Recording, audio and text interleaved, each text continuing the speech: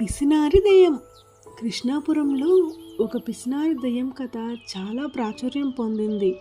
ఆ ఊరి చివరిలో ఒక పాడుపడ్డ బంగ్లా ఉండేది. ఆ బంగ్లాలో ఒక పిసినారి దెయ్యం నివసిస్తూ ఉండేది.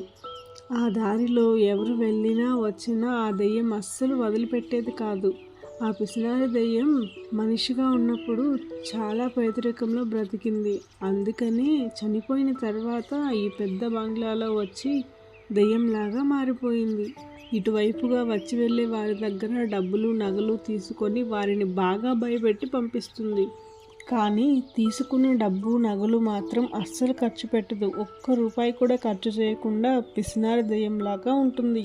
ఒకరోజు సీత మరియు గీత అనే ఇద్దరు స్నేహితులు స్కూల్ నుంచి ఇంటికి వెళ్తూ ఉండగా బాగా ఆలస్యం అయిపోతుంది.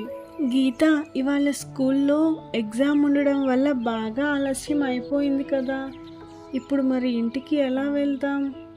అవును సీత, ఇప్పుడు మనం త్వరగా ఇంటికి చేరుకోవాలంటే తప్పనిసరిగా ఆ దెయ్యం ఉన్న బంగ్లా నుంచే వెళ్ళాలి. చేసేది ఏమీ లేదు గీత, జై హనుమాన్ అనుకుంటూ త్వరగా వెళ్ళిపోవడమే.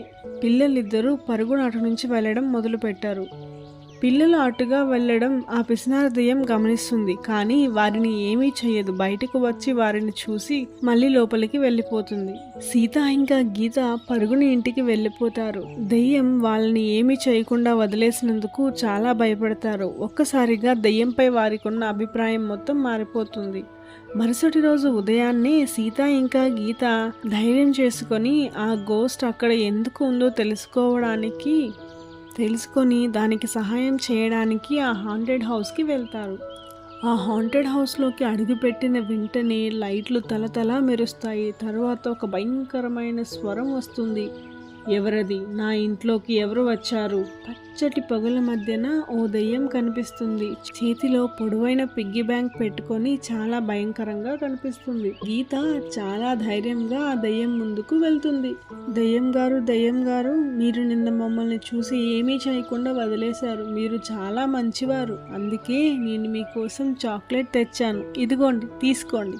పక్కన నిలబడి ఉన్న సీత కూడా, అవును దెయ్యం గారు, మీరు చాలా మంచి దెయ్యం, దయచేసి ఈ చాక్లెట్ తీసుకోండి అని అడుగుతుంది. దెయ్యం కాస్త దగ్గరగా వచ్చి ఆ చాక్లెట్ని వాసన చూస్తుంది. దీని ధర ఎంత? ధర ఏమీ లేదు, ఇది మేము నీకోసమే తీసుకొని వచ్చాము. కావాలంటే నువ్వు మాకు ఒక మంచి కథ చెప్పు. దెయ్యం ఒక్కసారిగా షాక్ అయింది. ఇన్ని సంవత్సరాలుగా నా కోసం ఎవ్వరూ ఏమీ తీసుకురాలేదు. మీరు నా కోసం చాక్లెట్ తెచ్చారు, అది కూడా ఫ్రీగా. ఆ దెయ్యం తన చిన్నప్పటి నుంచి ఎప్పుడూ చాక్లెట్ తినలేదు. తనకి ఎవ్వరూ కొనివ్వలేదు కూడాను. మొదటిసారి చాక్లెట్ను తన కోసం తీసుకుని వచ్చిన ఆ పిల్లల్ని చూసి దెయ్యం చాలా సంతోషిస్తుంది. సరే, ఒక కథ చెబుతాను అని చెప్తుంది. అది ఆ దెయ్యం కథే చెప్తుంది. అది చెప్పిన కథ ఏమిటంటే, అది మానవుడు బ్రతికున్నప్పుడు ఏ రూపాయి ఖర్చు చేయలేదు. మందులు, స్వీట్లు, భోజనం ఏవీ సరిగ్గా తీసుకోలేదు. చివరికి అదే కారణంగా చనిపోయాక కూడా పిసినారి దెయ్యంలాగా మిగిలిపోయింది. దెయ్యం కథ విన్న సీతాగీత చాలా బాధపడ్డారు. అప్పటి నుంచి ప్రతి ఆదివారం ఇద్దరు ఆ దెయ్యానికి చాక్లెట్లు తీసుకుని వెళ్ళేవారు. చాక్లెట్లు తింటూ ఆ దెయ్యం మరెన్నో కథలు చెప్పేది. సీతాగీతల కోసం ఆ దెయ్యం ఎన్నో బహుమతులు కూడా ఇచ్చేది. సీతాగీతలు జరిగిందంతా వాళ్ళ ఫ్రెండ్స్కి చెప్తే ఎవ్వరూ నమ్మలేదు. సీతాగీతలు చాలా బాధపడుతూ జరిగిందంతా ఆ పిసినారి దెయ్యానికి చెప్తారు. పిల్లలు బాధపడకూడదని ఆ పిసినారి దెయ్యం వాళ్ళని ఒక పార్టీకి ఇన్వైట్ చేస్తుంది. మెల్లగా హాంటెడ్ హౌస్ కూడా ఒక అందమైన భవనం లాగా మారిపోతుంది. సీత ఇంకా గీతలు ఆ పార్టీలో చాలా ఆనందంగా గడుపుతారు.